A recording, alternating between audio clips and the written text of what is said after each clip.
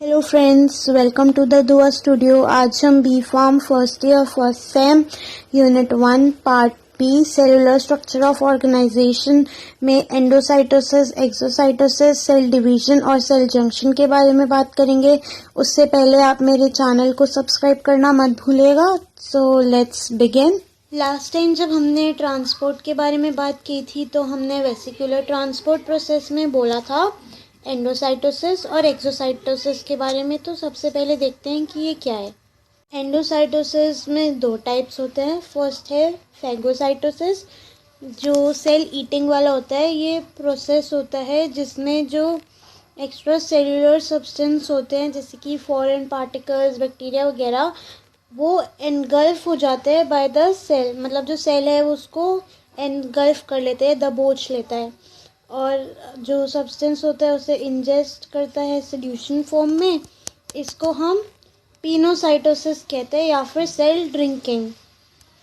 ये इसमें देख सकते हैं जो कांटेक्ट हो रहा है डेड टिश्यू का फैगोसाइटिक सेल के साथ। देन फिर इन्वेजिनेशन हो रही है सेल मेम्ब्रेन की, जिसमें फॉर्मेशन हो रही है एंडोसाइटिक वेसिकल्स की। देन ये एंडोसाइटिक वेसिकल जो है वो फॉर्म हो गया है। देन इसके बाद फ्यूजन हो रही है एंडोसाइटिक वेसिकल की लाइसोसोम से, और फिर डिग्रेडेशन हो रही है डेड टिश्यू की। तो एंडोसाइटोसिस है वो दो टाइप्स का हो गया, फेगोसाइटोसिस और पाइनोसाइटोसिस। देन अब एक्सोसाइटोसिस के बारे में बात कर लेते हैं। इधर जो सब्सटेंस होता है उसे सेक्रीट करता है बाय द सेल। वो ट्रैप हो जाता है वेसिकल्स में या ग्रैन्यूल्स में, जो फ्यूज़ करते हैं सेल मेम्ब्रेन के साथ और रिलीज़ करते हैं अपना कंटेंट टू ELF। देन इसकी वजह से ये लीव कर देता है कंटेंट ऑफ वेसिकल्स या ग्रैन्यूल्स आउटसाइड दी सेल। इसमें देख सकते हैं जो सेल मेम्ब्रेन है वहाँ पे सेक्रीशन हो रही है ग्रैन्यूल्स की, फिर फ्यूजन हो रही है, देन एलिमिनेशन हो रही है लेयर्स की, और फिर फिजन हो रही है। टॉपिक है सेल डिवीजन। जो सेल डिवीजन है हम उसे ऐसे डिफाइन करते हैं, एक प्रोसेस जिससे सेल जो है वो डिवाइड होता है दो में और डुप्लीकेट करता है अपने जेनेटिक मटेरियल को। दो टाइप के सेल डिवीजन होते हैं, सोमैटिक सेल डिवीजन और reproductive cell division. Somatic cell division में जो सेल होता है उसमें न्यूक्लियर डिवीजन होता है जिसको हम माइटोसिस कहते हैं, और साइटोप्लाज्मिक डिवीजन होता है जिसको हम साइटोकाइनेसिस कहते हैं। प्रोड्यूस करने के लिए दो जेनेटिकली आइडेंटिकल या सेम डॉटर सेल्स, जो most of the body cells होते हैं, वो डिवाइड करते हैं बाय माइटोसिस, रिप्लेस करने के लिए डैमेज, डिजीज़ या वर्न आउट सेल्स को। देन तीन मेन स्टेजेस होती हैं सोमैटिक सेल डिवीजन की, इंटरफेज, माइटोसिस और साइटोकाइनेसिस। इंटरफेज जो होता है लॉन्गेस्ट और मोस्ट डायनामिक फेज होता है, जिसमें जो सेल है उसमें सर्टेन चेंजेस होते हैं anticipation of the cell division में, और इसके तीन सब फेजेस होते हैं, GS और G2। G1 फेज जो होता है ये प्राइमरी ग्रोथ फेज होता है सेल का, जिसमें वो डुप्लीकेट करता है अपनी ऑर्गेनेलीज को और साइटोसोलिक कंपोनेंट्स को। देन S फेज जो होता है ये इंटरवल होता है between G1 and G2 phase, जिसमें जो DNA स्ट्रैंड्स डुप्लीकेट करते हैं अपने आप को, और जो क्रोमैटिड होता है वो टाइटली कॉइल्ड हो जाता है और रेप्लिकेट करता है, जिसकी वजह से आइडेंटिकल डबल क्रोमोसोम बनते हैं जिनको हम सिस्टर क्रोमैटिड्स कहते हैं, जो कि अटैच्ड होती है सेंट्रोमियर से। देन G2 फेज होता है जिसमें एंजाइम्स और बाकी प्रोटीन सिंथेसाइज होते हैं, सेल ग्रोथ कंटिन्यू करती है, जो सेंट्रोसोम होता है वो ख़त्म करता है अपनी रेप्लिकेशन इस फेज़ में। देन माइटोसिस में क्या होता है, ये न्यूक्लियस में होता है और इसकी वजह से फॉर्मेशन होती है दो आइडेंटिकल न्यूक्लियाई की। ये सब डिवाइडेड होता है 4 स्टेजेस में, प्रोफेज, मेटाफेज, एनाफेज और टीलोफेज। प्रोफेज में जो अर्ली प्रोफेज होता है वहाँ पे सिस्टर क्रोमैटिड्स जो होती है, जो अटैच्ड होती है एक दूसरे से सेंट्रोमियर में, वो विजिबल होता है न्यूक्लियस के अंदर, और जो हर सेंट्रोसोम होता है वो मूव करता है opposite pole of the cell पे, जहाँ पे सेंट्रोसोम एक माइटोटिक स्पिंडल फॉर्म करता है और इस टाइम पे जो न्यूक्लियर मेम्ब्रेन है वो टूट जाती है और जो न्यूक्लियोलस है वो डिसअपियर हो जाता है। देन जो प्रोफेज कंटिन्यू होता है तो माइक्रोट्यूब्यूल्स जो होते हैं माइटोटिक स्पिंडल के वो एक्सटेंड करते हैं from the poles towards the centromeres of the chromosomes. Then metaphase में ये सेकेंड स्टेज होती है माइटोसिस की, जो माइक्रोट्यूब्यूल्स होते हैं वो अलाइन कर लेते हैं सेंट्रोमियर्स को सिस्टर क्रोमैटिड्स की एग्जैक्ट सेंटर में माइटोटिक स्पिंडल के। देन इस मिड पॉइंट रीजन को हम मेटाफेज प्लेट कहते हैं। देन एनाफेज में जो सेंट्रोमियर होता है वो स्प्लिट करता है और सेपरेट करता है टू सिस्टर क्रोमैटिड्स में हर क्रोमोसोम की। जैसे ही वो सेपरेट हो जाती है तो सिस्टर क्रोमैटिड्स को फिर हम डॉटर क्रोमैटिड्स कहते हैं। देन टीलोफेज में जो सिस्टर क्रोमैटिड्स होती है वो ऑपोजिट पोल्स पे पहुंच जाती है सेल की और वहाँ पे वो अनकॉइल होती हैं। एक न्यूक्लियर मेम्ब्रेन फॉर्म हो जाती है क्रोमैटिन के अराउंड, क्रोमैटिन मास के अराउंड, और जो न्यूक्लियोलाई है वो रीअपियर हो जाती है डॉटर न्यूक्लियाई में। तो जो माइटोटिक स्पिंडल होता है वो डिसअसेंबल्ड हो जाता है डेवलप करने के लिए साइटोस्केलेटन न्यू डॉटर सेल्स का। नेक्स्ट है साइटोकाइनेसिस। इस फेज में जो एक्चुअल सेपरेशन होती है सेल की into new daughter cells take place होती है और जो हर नया डॉटर सेल होता है वो एंटर करता है interface stage of cell division में और कंटिन्यू करता है डिवाइड करने के लिए फिर से। डायग्राम में देख सकते हैं कैसे सब कुछ हो रहा है पूरा process, G2 phase, prophase, metaphase, anaphase, telophase और साइटोकाइनेसिस, जहाँ पे फॉर्मेशन हो रहा है न्यूक्लियर एनवेलप का और दो ये सेल सेपरेट हो जाएंगे। देन नेक्स्ट था रिप्रोडक्टिव सेल डिवीजन। जो रिप्रोडक्टिव सेल डिवीजन होता है वो मियोसिस के थ्रू होता है, जो कि होती है गोनाड्स में for the formation of gametes, जो कि हो गए ओवा और स्पर्मेटोजोआ। देन इस प्रोसेस में जो जेनेटिक मटेरियल है वो सिर्फ डुप्लीकेट ही नहीं होता बट हाफ भी हो जाता है डॉटर सेल्स में। इस वजह से जो फीमेल एग और स्पर्म है वो कैरी करते हैं half of the genetic material. Then ये दो स्टेजेस में होती है, मियोसिस 1 और मियोसिस 2। 1 में 4 फेजेस होते हैं, प्रोफेज 1, मेटाफेज 1, एनाफेज 1 और टीलोफेज 1। प्रोफेज 1 जो होता है, जो रेप्लिकेटेड क्रोमोसोम होता है वो शॉर्ट होता है, कॉइल करता है, थिकन होता है और विजिबल बन जाता है। जो न्यूक्लियर मेम्ब्रेन होती है और जो न्यूक्लियोलाई होती है वो डिसअपियर हो जाती है और जो माइटोटिक स्पिंडल है वो फॉर्म होता है।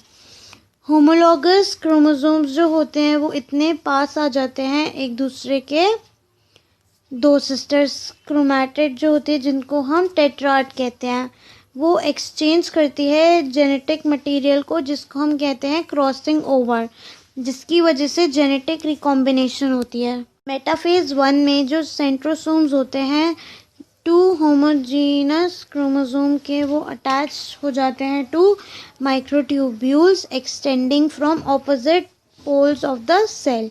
तो जो होमोलॉगस पेयर्स होते हैं क्रोमोसोम्स के अब लाइन हो जाते हैं along the metaphase plate. Then anaphase 1 में क्या होता है, जो माइक्रोट्यूब्यूल्स होते हैं स्पिंडल के वो शॉर्ट हो जाते हैं और पुल करते हैं होमोलॉगस क्रोमोसोम्स को इस तरीके से कि जो एक मेंबर होता है हर पेयर का सेपरेट होता है और मूव करता है opposite pole of the cell की तरफ। आप ये देख सकते हैं कि ये इंटरफेज, प्रोफेज 1, मेटाफेज 1, एनाफेज 1, जो सेंट्रोसोम है यहाँ पे। देन यहाँ पे सिस्टर क्रोमैटिड्स फॉर्म हो रहे हैं, टेट्राड आ गया, देन माइक्रोट्यूब्यूल अटैच हो गया काइनेटोकोर पे और सिस्टर क्रोमैटिड्स अभी भी अटैच्ड होते हैं और जो पेयर होते हैं होमोलॉगस क्रोमोसोम्स के वो स्प्लिट अप हो जाते हैं। टीलोफेज 1 में जो एक मेंबर होता है हर पेयर का, वो पहुंच जाता है ऑपोजिट पोल्स की तरफ सेल के, और जो ईच पोल होता है उसमें हैप्लॉइड क्रोमोसोम्स प्रेजेंट होते हैं। तो जो स्पिंडल होता है वो डिसअपियर हो जाता है और एक नई न्यूक्लियर मेम्ब्रेन फॉर्म हो जाती है around each cluster of chromosome at the opposite poles. तो जो नेट इफेक्ट होता है मायोसिस 1 का, वो होता है कि 2 डॉटर सेल्स जिनमें हैप्लॉइड नंबर ऑफ क्रोमोसोम्स हैं।